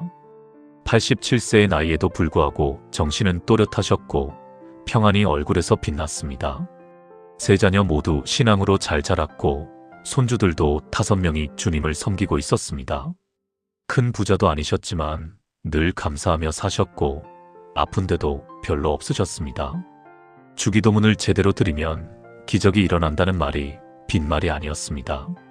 여러분도 그런 기적을 경험하고 싶지 않으신가요? 오늘 제가 그 할머니에게 배운 것, 그리고 성경에서 발견한 주기도문의 놀라운 비밀 7가지를 나누려고 합니다. 이 7가지를 알고 주기도문을 드리시면 여러분의 기도가 완전히 달라질 것입니다. 하나님과의 관계가 달라지고 일상이 달라지고 인생이 달라질 것입니다. 준비되셨습니까? 그럼 시작하겠습니다. 여러분은 하나님을 어떻게 부르십니까? 전능하신 하나님? 창조주 하나님? 심판자 하나님? 틀린 말은 아닙니다. 하지만 예수님은 제자들에게 하나님을 아버지라고 부르라고 가르치셨습니다. 이것이 첫 번째 비밀입니다. 많은 분들이 기도할 때 하나님이 너무 멀게 느껴진다고 말씀하십니다. 제 기도가 하늘에 닿기나 할까요? 하나님이 제 기도를 들으시기는 하실까요? 이런 의문을 가지고 계신 분들이 참 많습니다. 그 이유가 무엇일까요? 하나님을 멀리 계신 분, 무서운 분, 나와는 상관없는 분으로 생각하기 때문입니다. 성경은 이렇게 말씀합니다. 마태복음 6장 9절입니다. 그러므로 너희는 이렇게 기도하라. 하늘에 계신 우리 아버지여. 여기서 중요한 단어가 바로 아버지입니다. 원어로는 아빠라는 단어인데 이것은 어린아이가 아빠를 부를 때 사용하는 친근한 호칭입니다. 영어로 하면 데디에 가깝습니다. 당시 유대인들에게 이것은 충격적인 표현이었습니다. 유대인들은 하나님의 이름을 함부로 부르지 않았습니다. 너무 거룩하고 두려운 분이기 때문이었습니다. 그런데 예수님은 하나님을 아빠처럼 친밀하게 부르라고 하셨습니다. 이것이 무엇을 의미할까요? 하나님은 여러분을 사랑하시는 아버지라는 것입니다. 멀리 계시지 않고 가까이 계시며 여러분의 기도에 귀 기울이시는 분이라는 것입니다. 그렇다면 우리는 어떻게 이 진리를 실제로 경험할 수 있을까요? 매일 아침 기도할 때 의식적으로 하늘에 계신 나의 아버지라고 고백하는 것입니다. 단순히 입으로만이 아니라 마음으로 느끼는 것입니다. 하나님은 나를 사랑하시는 아버지시다. 나는 그분의 사랑받는 자녀다. 이렇게 고백하며 기도를 시작하면 분위기가 완전히 달라집니다. 부산에 사시는 이영숙 집사님의 이야기입니다. 53세, 남편과 사별하신 후 혼자 2딸을 키우며 사셨습니다. 이분은 늘 기도가 막혀 있다고 하소연하셨습니다. 기도해도 하나님이 들으시는 것 같지 않아요. 너무 멀게만 느껴져요. 하루는 제가 이분에게 물었습니다. 집사님, 기도하실 때 하나님을 뭐라고 부르세요? 하나님이라고 부르죠. 전능하신 하나님, 창조주 하나님. 한번 아버지라고 불러보세요. 진짜 아버지처럼요. 처음엔 어색해 하셨습니다. 평생 하나님을 멀리 계신 분으로만 생각하셨기 때문입니다. 그런데 매일 아침 거울을 보며 하나님은 나의 아버지시다. 나는 그분의 딸이다라고 고백하기 시작하셨습니다. 일주일쯤 지났을 때였습니다. 새벽 기도 시간에 하늘에 계신 나의 아버지라고 부르는 순간 눈물이 터져 나왔다고 하셨습니다. 마치 오랜 시간 떨어져 있던 아버지를 만난 것 같은 느낌이었답니다. 제가 혼자가 아니었구나. 하나님, 아버지가 항상 저와 함께 계셨구나. 그날 이후 이분의 기도가 달라졌습니다. 더 이상 형식적이지 않았습니다. 아버지와 대화하듯 자연스럽게 기도하기 시작하셨습니다. 그리고 놀라운 일들이 일어났습니다. 큰딸이 취업에 성공했고 작은 딸이 신앙으로 돌아왔습니다. 집사님 자신도 오랫동안 앓던 불면증에서 해방되셨습니다. 3개월 후 제게 이렇게 말씀하셨습니다. 목사님, 주기도문을 50년 넘게 외웠는데 이제야 첫 문장의 의미를 알았어요. 하나님이 나의 아버지라는 것, 이게 이렇게 큰 위로인지 몰랐어요. 사랑하는 여러분, 지금 저와 함께 이렇게 기도해 보시겠습니까? 하늘에 계신 나의 아버지, 제가 당신의 자녀임을 고백합니다. 저는 혼자가 아닙니다. 당신이 나의 아버지시고 저를 사랑하시며 항상 저와 함께 하십니다. 이 진리를 믿고 확신합니다. 오늘도 당신의 사랑 안에서 안전하게 거하게 하소서. 예수님의 이름으로 기도합니다. 아멘. 이 기도를 매일 아침 고백해 보세요. 주기도문의 첫 문장이 여러분의 삶을 변화시킬 것입니다. 그럼 두 번째 비밀로 가겠습니다. 여러분은 기도할 때 무엇부터 시작하십니까? 많은 분들이 자신의 필요부터 이야기합니다. 하나님, 제게 이것을 주세요. 저것을 해주세요. 틀린 것은 아니지만 순서가 바뀐 것입니다. 주기도문의 두 번째 구절은 우리에게 기도의 올바른 순서를 가르쳐 줍니다. 자신의 필요보다 먼저 하나님을 경배하라는 것입니다. 이것이 두 번째 비밀입니다. 우리는 종종 하나님을 우리의 필요를 채워주시는 분으로만 생각합니다. 마치 자판기처럼 말입니다. 기도하면 원하는 것이 나오는 자판기. 그런데 이것은 하나님을 우리의 종으로 만드는 것입니다. 하나님은 우리의 필요를 아시고 채워주시지만 그것보다 먼저 경배받으셔야 할 분이십니다. 시편 29편 2절입니다. 여호와의 이름에 합당한 영광을 그에게 돌릴지어다. 거룩한 옷을 입고 여호와께 예배할지어다. 이름이 거룩히 여김을 받으시오며라는 말씀의 의미가 바로 이것입니다. 하나님의 이름, 즉 하나님의 본질과 속성을 높이고 존귀히 여기는 것입니다. 당시 유대 문화에서 이름은 단순한 호칭이 아니라 그 사람의 본질을 의미했습니다. 하나님의 이름이 거룩하다는 것은 하나님 자체가 완전히 구별되신 분, 완벽하신 분, 영광스러운 분이라는 뜻입니다. 우리가 기도할 때 이것을 먼저 고백하는 이유는 무엇일까요? 우리의 관점을 바로잡기 위해서입니다. 기도의 초점이 나에게서 하나님께로 옮겨지는 것입니다. 그렇다면 실제로 어떻게 하나님의 이름을 거룩히 여길 수 있을까요? 기도를 시작할 때 하나님의 속성을 하나씩 고백하는 것입니다. 하나님은 사랑이시다. 하나님은 전능하시다. 하나님은 신실하시다. 하나님은 거룩하시다. 이렇게 하나님이 어떤 분이신지 먼저 고백하고 나면 우리 마음이 평안해집니다. 서울에 사시는 박민호 집사님의 이야기입니다.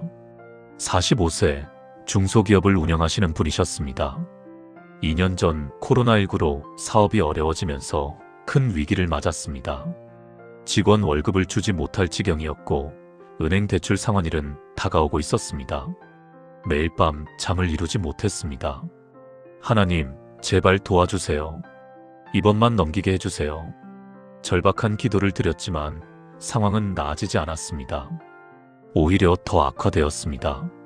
거래처에서 계약을 끊었고 주요 직원 한 명이 퇴사했습니다. 그때 한 선배 집사님이 이렇게 조언했습니다. 민호야, 기도할 때 하나님께 무엇을 달라고만 하지 말고 하나님이 어떤 분이신지 먼저 고백해봐. 처음엔 이해가 되지 않았습니다. 급한 게 불이 난 집인데 한가하게 찬양이나 하고 있으란 말인가? 그런데 다른 방법이 없었습니다. 다음날 새벽 박 집사님은 무릎을 꿇고 기도했습니다. 그런데 이번엔 다르게 시작했습니다. 하나님, 당신은 전능하신 분입니다. 당신은 불가능이 없으신 분입니다. 당신은 신실하신 분입니다. 처음 며칠은 형식적으로 느껴졌습니다. 그런데 일주일쯤 지나자 마음의 변화가 오기 시작했습니다. 그래, 하나님은 전능하시니까 내 문제도 해결하실 수 있으시지.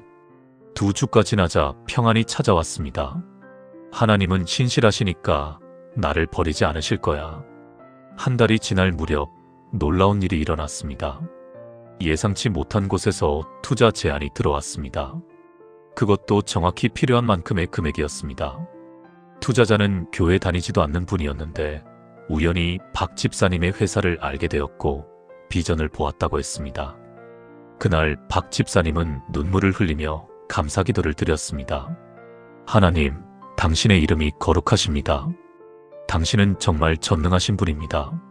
6개월 후 회사는 완전히 회복되었습니다. 오히려 이전보다 더 성장했습니다. 박 집사님은 지금도 매일 아침 하나님의 속성을 고백하며 기도를 시작합니다. 그때 배웠어요. 기도는 내 문제를 해결해달라고 조르는 게 아니라 하나님이 누구신지 고백하는 것부터 시작해야 한다는 거요. 사랑하는 여러분, 지금 저와 함께 이렇게 기도해 보시겠습니까?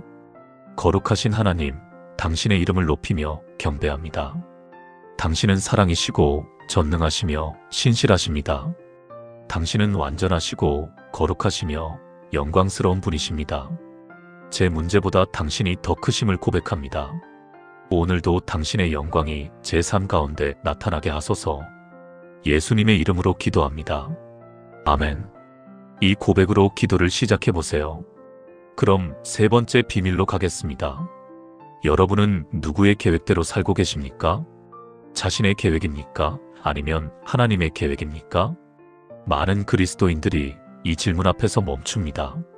입으로는 하나님의 뜻대로라고 말하지만 실제로는 자신의 계획을 세우고 하나님께 축복해달라고 기도합니다. 주기도문의 세 번째 구절은 이 문제를 다룹니다. 이것이 세 번째 비밀입니다. 우리는 종종 하나님의 나라가 먼 미래의 일이라고 생각합니다. 예수님이 재림하실 때 이 말 천국을 말한다고 생각합니다. 물론 그것도 맞지만 그게 전부는 아닙니다. 하나님의 나라는 지금 여기에서도 임해야 합니다. 내 마음에, 내 가정에, 내 직장에, 내 삶의 모든 영역에 하나님의 통치가 임하는 것입니다. 마태복음 6장 10절입니다. 나라가 임하시오며 뜻이 하늘에서 이루어진 것 같이 땅에서도 이루어지이다. 나라가 임하시오며라는 말씀은 하나님의 주권적 통치를 구하는 것입니다. 당시 나라라는 단어는 단순히 영토를 의미하는 것이 아니라 왕의 통치를 의미했습니다. 하나님의 나라가 임한다는 것은 하나님이 왕으로 다스리신다는 뜻입니다. 예수님은 제자들에게 이것을 기도하라고 가르치셨습니다. 왜일까요? 우리가 진정한 왕이 누구인지 매일 기억해야 하기 때문입니다. 이 세상에는 수많은 왕들이 우리를 지배하려고 합니다. 돈, 명예, 권력, 성공, 타인의 시선, 이것들이 우리 삶의 왕이 되려고 합니다. 그런데 우리가 나라가 임하시오며라고 기도할 때 우리는 선언하는 것입니다. 내 삶의 진짜 왕은 하나님이시다. 다른 것들은 왕이 아니다.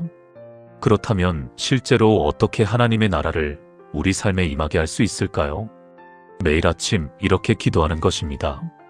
오늘 하루 내 삶의 모든 영역에 하나님의 통치가 임하게 하소서. 그리고 구체적으로 고백하는 것입니다. 내 생각, 내 말, 내 행동, 내 계획, 모든 것을 하나님께 맡깁니다. 대구에 사시는 김미정 권사님의 이야기입니다.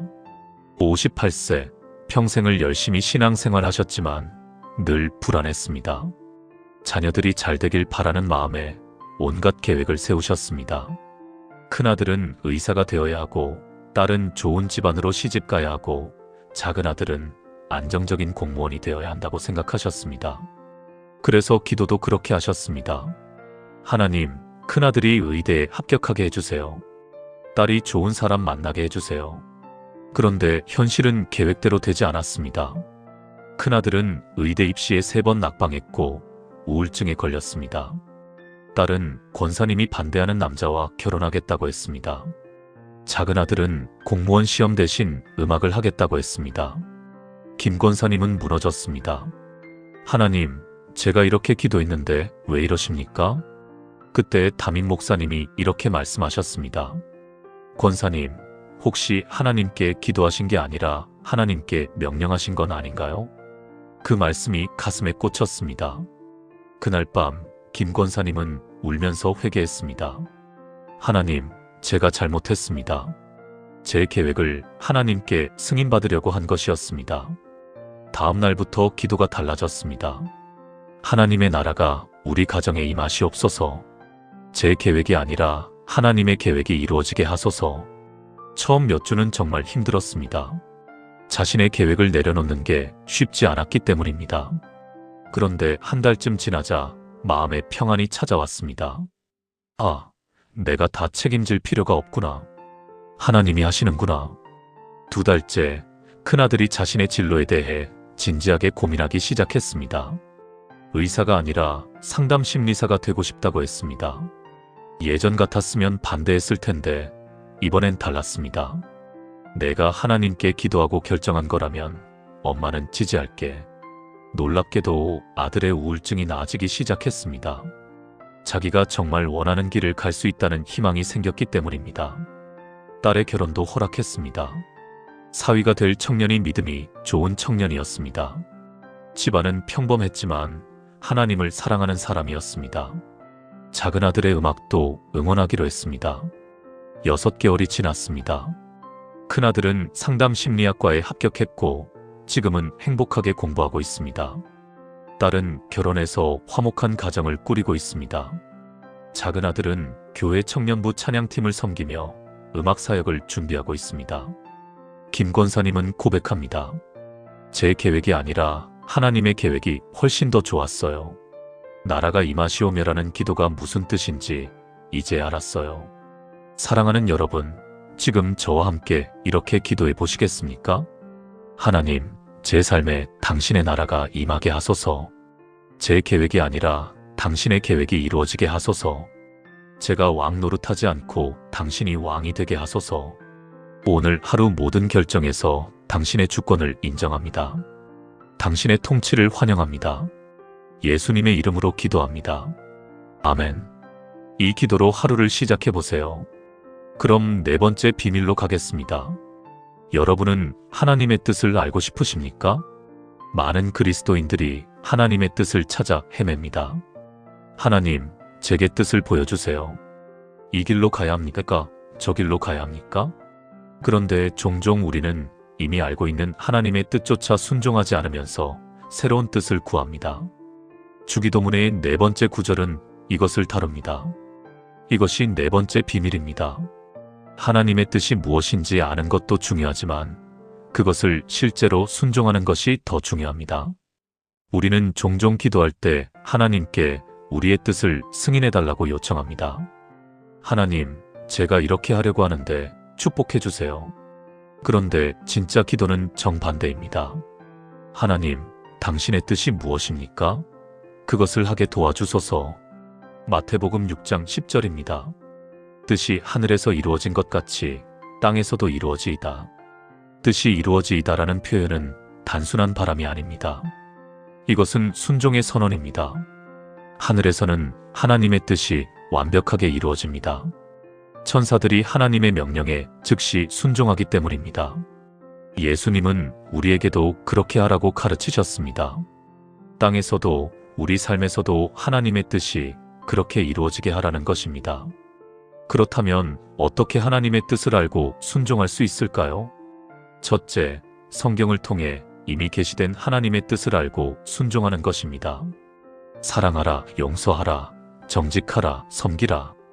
이것들은 이미 분명한 하나님의 뜻입니다.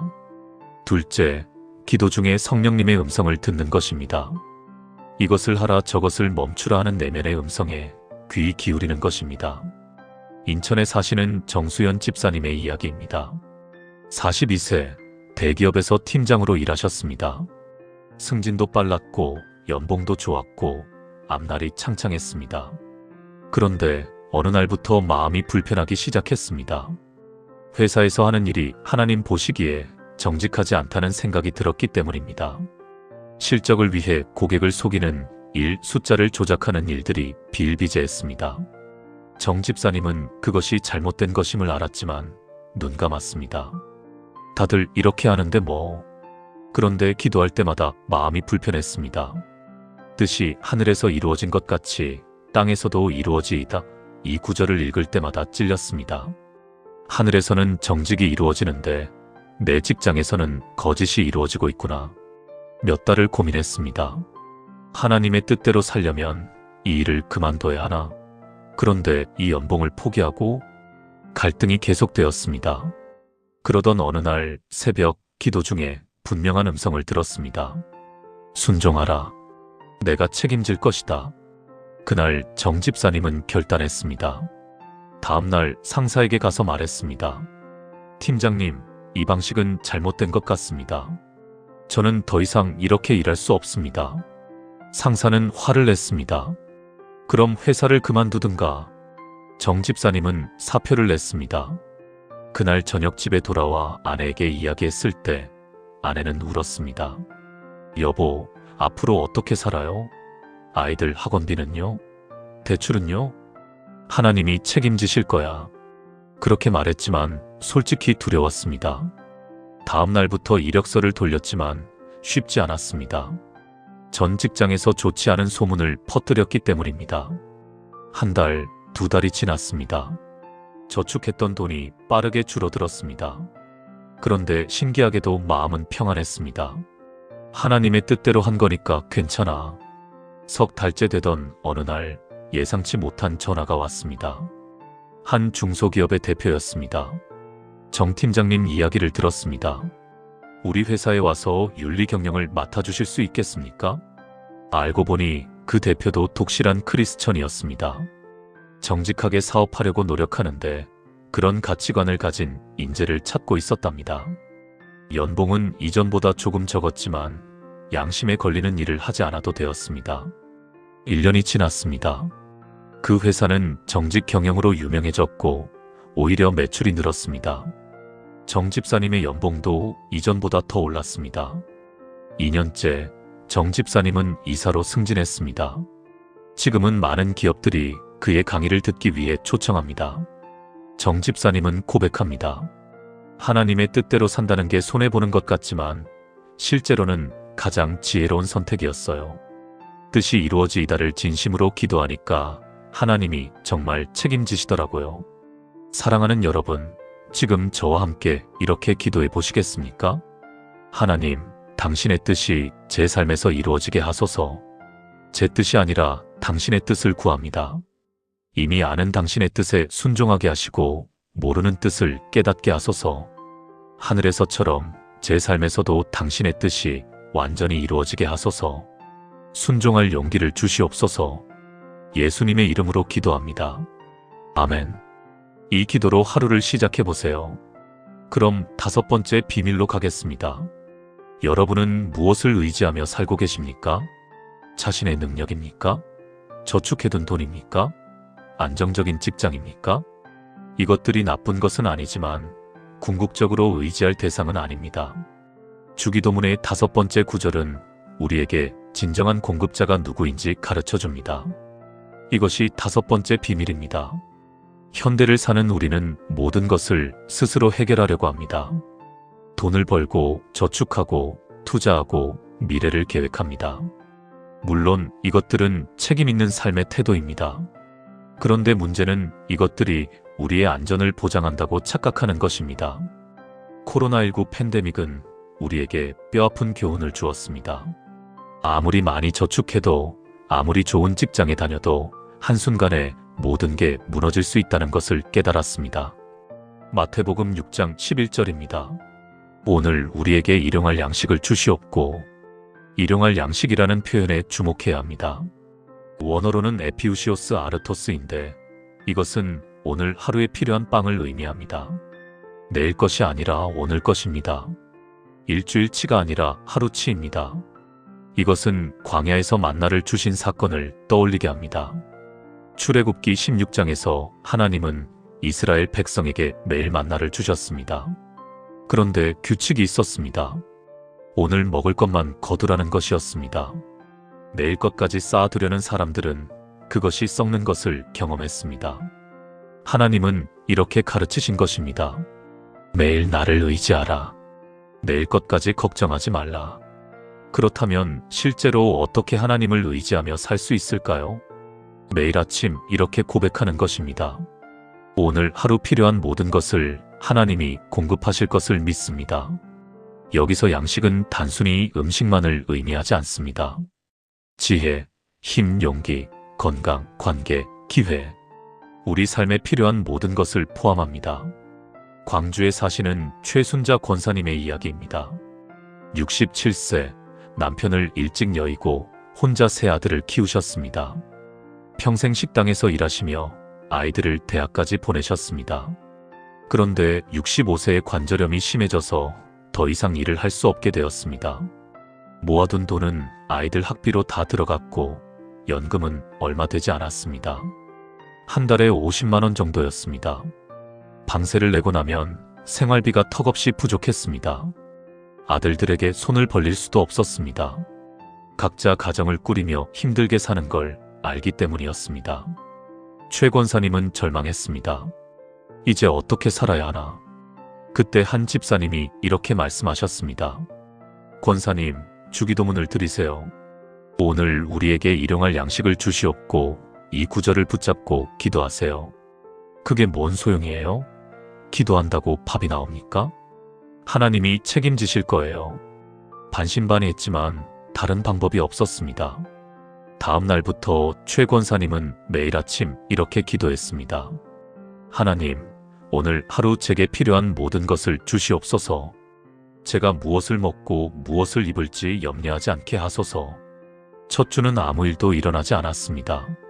냉장고는 여전히 비어 있었고 통장 잔고는 줄어들었습니다. 그런데 이상하게 마음은 평안했습니다. 하나님이 살려주시겠지. 둘째 주 수요일 옆집 아주머니가 찾아왔습니다. 권사님, 남편이 고향에서 쌀을 한 가마니 보내왔는데 우리가 다 못 먹어요. 좀 나눠드릴게요. 10kg의 쌀을 주셨습니다. 목요일엔 교회 집사님이 반찬을 가져다 주셨습니다. 권사님 혼자 사시니까 반찬하기 힘드시죠? 제가 좀 만들었어요. 금요일엔 큰아들이 갑자기 용돈을 보내왔습니다. 엄마, 이번 달 보너스 받았어요. 조금이지만 쓰세요. 최 권사님은 눈물이 났습니다. 하나님이 정말 살아계시구나. 한 달이 지났습니다. 신기하게도 굶은 날이 단 하루도 없었습니다. 누군가 음식을 가져다 주거나 교회에서 도시락을 주거나 아들들이 용돈을 보내주거나 항상 필요한 순간에 공급이 있었습니다. 2달째 한 집사님이 제안했습니다. 권사님, 우리 교회 식당에서 설거지 좀 도와주실 수 있으세요? 몸이 많이 힘들지 않은 일이에요. 일주일에 이틀만 나오시면 돼요. 최 권사님은 그 일을 시작했습니다. 많은 돈은 아니었지만 생활비를 보탤 수 있었습니다. 6개월이 지났습니다. 이제는 생활이 안정되었습니다. 교회 일도 하고 가끔 아들들이 보내주는 용돈도 있고 교인들이 나눠주는 것들도 있고 하나님이 여러 통로를 통해 공급해 주셨습니다. 1년이 지난 지금 최 권사님은 가장 평안한 시간을 보내고 계십니다. 예전엔 돈을 의지했는데 이제는 하나님을 의지해요. 오늘 우리에게 일용할 양식을 주시옵고 이 기도를 드릴 때마다 확신이 생겨요. 하나님이 오늘도 책임지실 거라고요. 사랑하는 여러분, 지금 저와 함께 이렇게 기도해 보시겠습니까? 하나님, 오늘 하루 제게 필요한 모든 것을 공급하시는 분이 당신임을 고백합니다. 제 힘이 아니라 당신의 은혜로 살아갑니다. 오늘 하루 필요한 양식, 지혜, 힘, 용기를 주시옵소서. 내일을 염려하지 않고 오늘을 감사하며 살게 하소서. 당신이 나의 공급자이심을 믿습니다. 예수님의 이름으로 기도합니다. 아멘. 이 기도로 하루를 시작해 보세요. 그럼 6번째 비밀로 가겠습니다. 여러분의 마음속에 용서하지 못한 사람이 있습니까? 상처를 준 사람, 배신한 사람, 아프게 한 사람. 그 사람을 떠올릴 때마다 분노가 올라오고 마음이 괴롭습니까?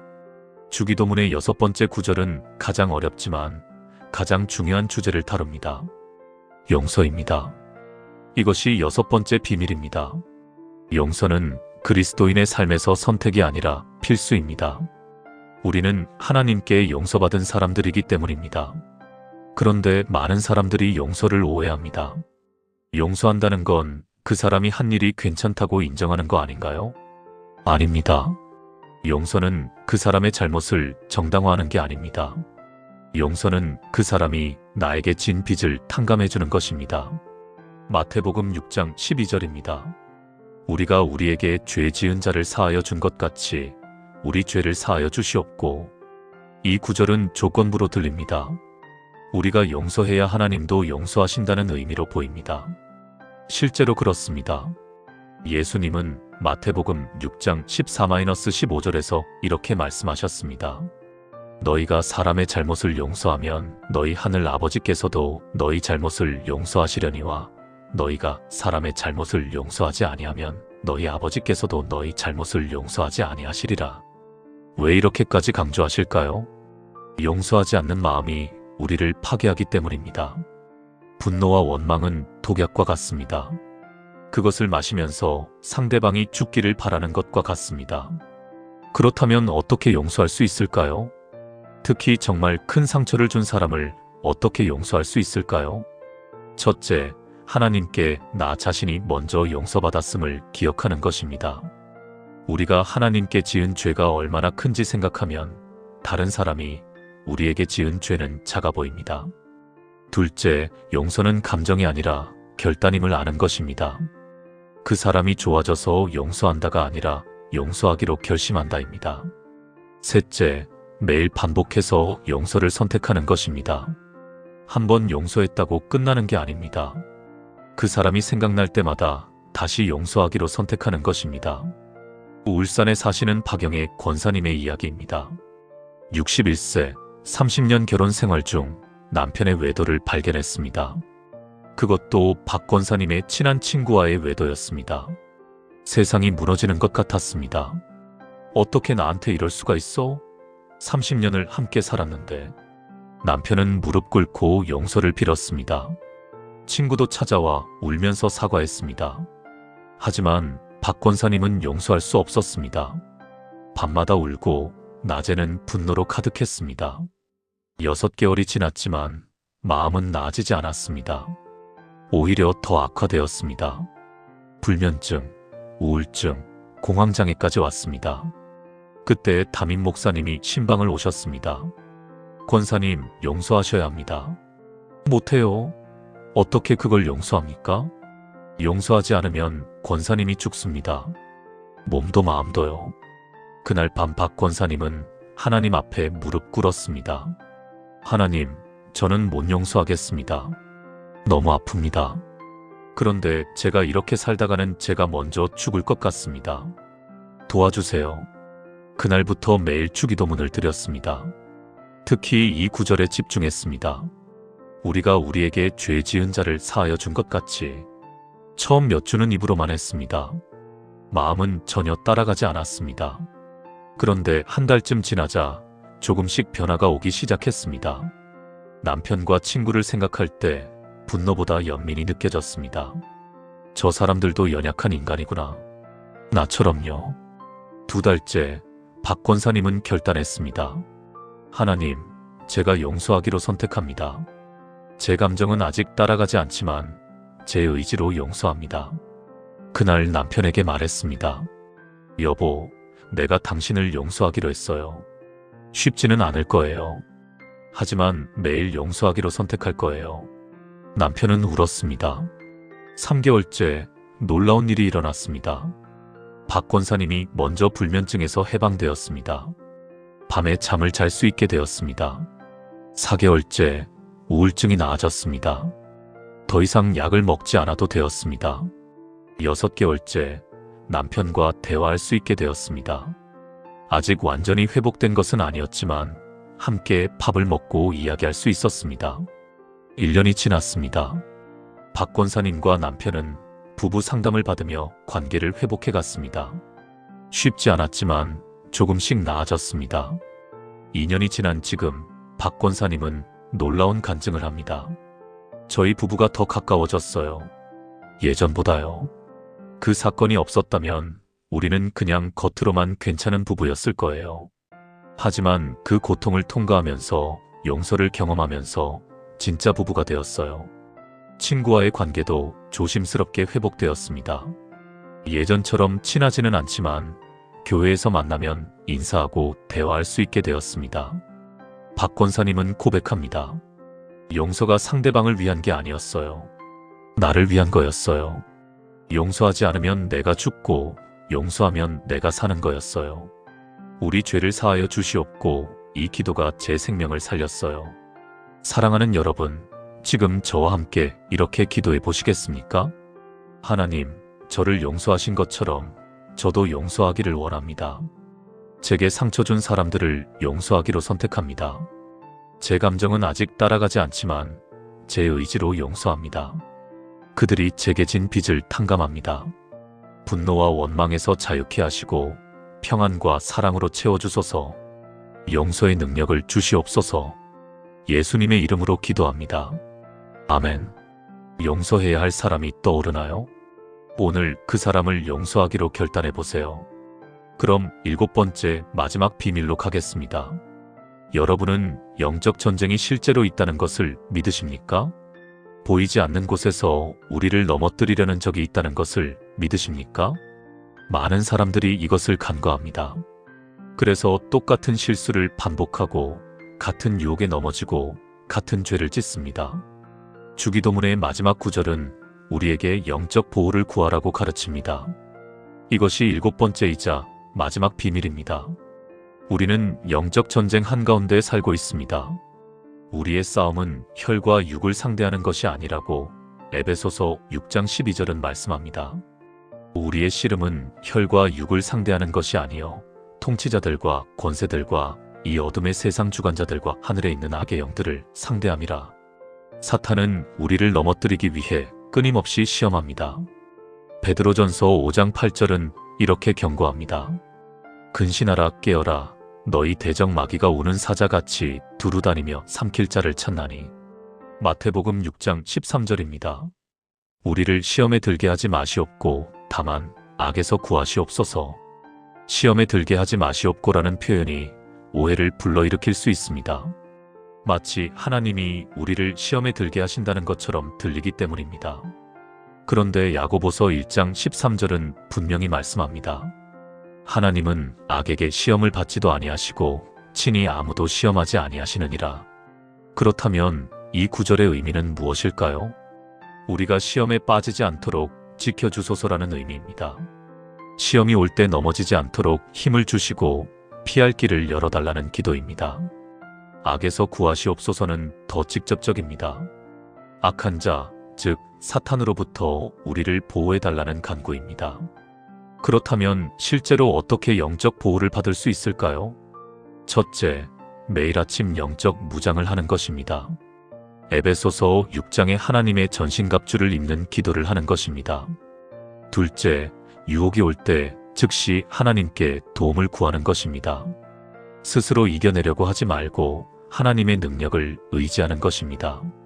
셋째, 매일 주기도문으로 보호를 구하는 것입니다. 대전에 사시는 김철수 집사님의 이야기입니다. 38세, IT 회사에서 일하시는 분이었습니다. 신앙생활은 열심히 했지만 한 가지 문제가 있었습니다. 음란물 중독이었습니다. 10대 때부터 시작된 이 문제는 20년 넘게 그를 괴롭혔습니다. 결혼 후에도 끊지 못했습니다. 수없이 회개했지만 며칠 지나면 또 넘어졌습니다. 자책감과 죄책감이 심했습니다. 난 정말 쓸모없는 그리스도인이야. 이렇게 약한데 무슨 신앙이야. 교회 봉사도 그만뒀습니다. 이런 상태로 하나님을 섬길 자격이 없다고 생각했기 때문입니다. 그러던 어느 날 한 집회에 갔습니다. 강사 목사님이 이렇게 말씀하셨습니다. 여러분, 사탄은 여러분이 스스로의 힘으로 이기려고 애쓰는 것을 좋아합니다. 왜냐하면 그 싸움은 여러분이 질 수밖에 없는 싸움이기 때문입니다. 싸우지 마세요. 도망치세요. 하나님께로요. 그 말씀이 김 집사님의 가슴에 꽂혔습니다. 그래, 난 지금까지 내 힘으로 이기려고 했구나. 하나님께 도움을 구하지 않고. 다음 날부터 김 집사님은 달라졌습니다. 매일 아침 일어나자마자 주기도문을 드렸습니다. 특히 마지막 구절에 집중했습니다. 우리를 시험에 들게 하지 마시옵고 다만 악에서 구하시옵소서. 그리고 구체적으로 기도했습니다. 하나님, 오늘 하루 저를 음란물의 유혹에서 지켜주소서. 제가 약할 때 힘을 주시고 넘어질 것 같을 때 피할 길을 열어주소서. 처음 며칠은 여전히 유혹이 강하게 왔습니다. 그런데 이번엔 달랐습니다. 유혹이 올 때마다 즉시 기도했습니다.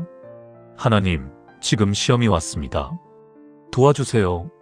그리고 자리에서 일어나 밖으로 나갔습니다. 컴퓨터를 끄고 핸드폰을 내려놓고 산책을 나갔습니다. 신기하게도 그렇게 하면 유혹이 약해졌습니다. 일주일이 지났습니다. 일주일 동안 넘어지지 않은 것은 처음이었습니다. 2주가 지났습니다. 여전히 유혹은 왔지만 이길 수 있었습니다. 1달이 지났습니다. 김 집사님은 눈물로 감사기도를 드렸습니다. 하나님, 제가 한 게 아닙니다. 당신이 하신 겁니다. 3달이 지났습니다. 유혹의 빈도가 줄어들었습니다. 예전엔 매일 왔던 유혹이 이제는 일주일에 1~2번 정도만 왔습니다. 6개월이 지났습니다. 김 집사님은 아내에게 고백했습니다. 여보, 사실 나 그동안 음란물 문제로 고민했었어. 그런데 하나님이 나를 자유케 하셨어. 아내는 울었습니다.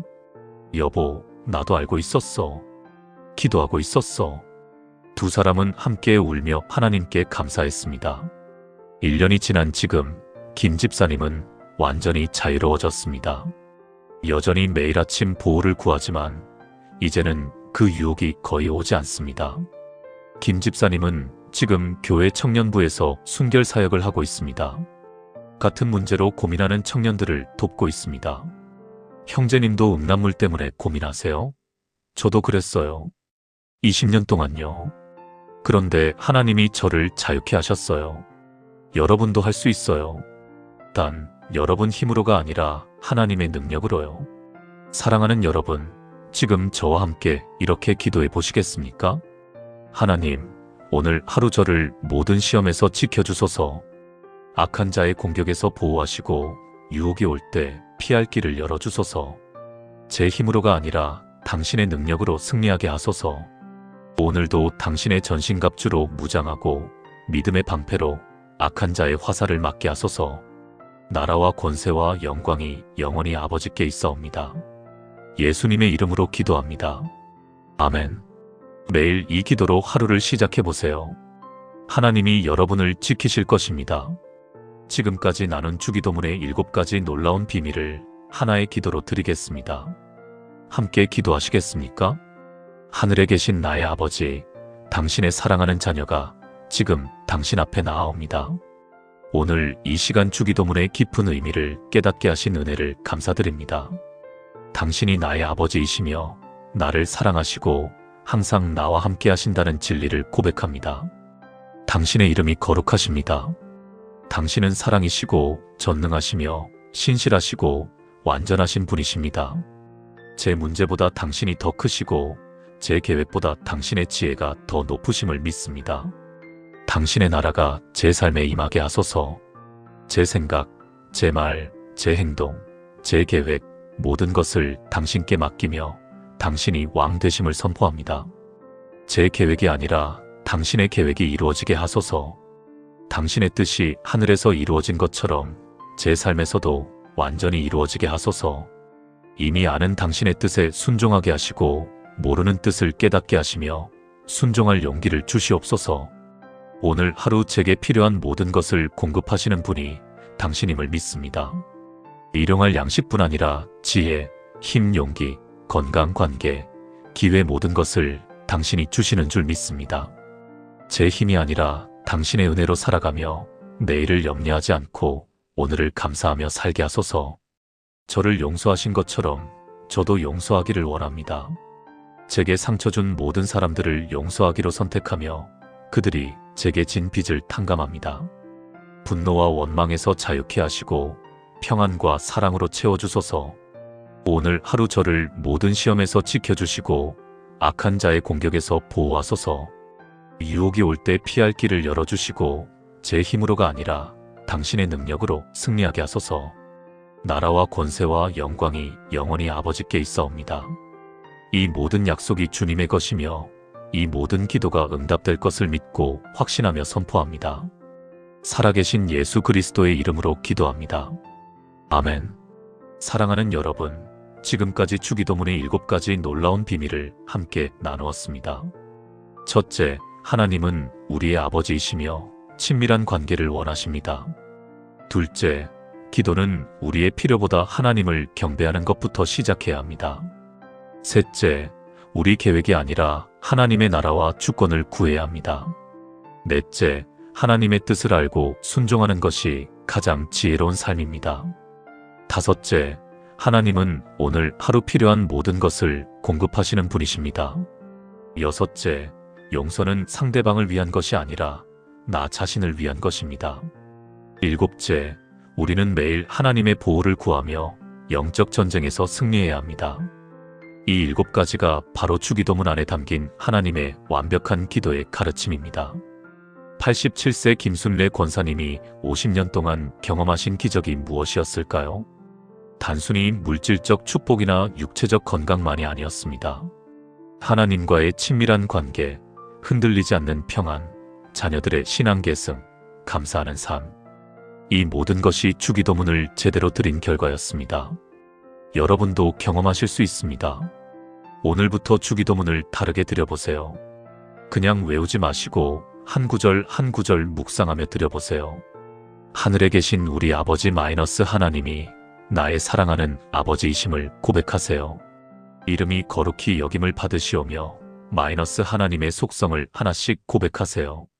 나라가 임하시오며 오늘 하루 하나님이 왕 되심을 선포하세요. 뜻이 이루어지이다 하나님의 뜻에 순종하겠다고 다짐하세요. 일용할 양식을 주시옵고 오늘 필요한 것을 공급하실 것을 믿으세요. 우리 죄를 사하여 주시옵고 용서하기로 선택하세요. 악에서 구하시옵소서 영적 보호를 구하세요. 이렇게 주기도문을 드릴 때 기적이 일어날 것입니다. 여러분의 기도가 달라지고 삶이 달라지고 인생이 달라질 것입니다. 이 메시지가 여러분의 마음에 닿았다면 좋아요를 눌러주시고 아래 댓글란에 아멘이라고 남겨주세요. 더 많은 분들이 주기도문의 놀라운 능력을 경험할 수 있도록 이 영상을 공유해 주시면 감사하겠습니다. 구독과 알림 설정도 부탁드립니다. 여러분과 여러분의 가정에 하나님의 풍성한 은혜와 평강이 함께 하시기를 축복합니다. 오늘도 주기도문으로 하루를 시작하시는 여러분이 되시기를 바랍니다. 하나님이 여러분을 사랑하십니다. 감사합니다.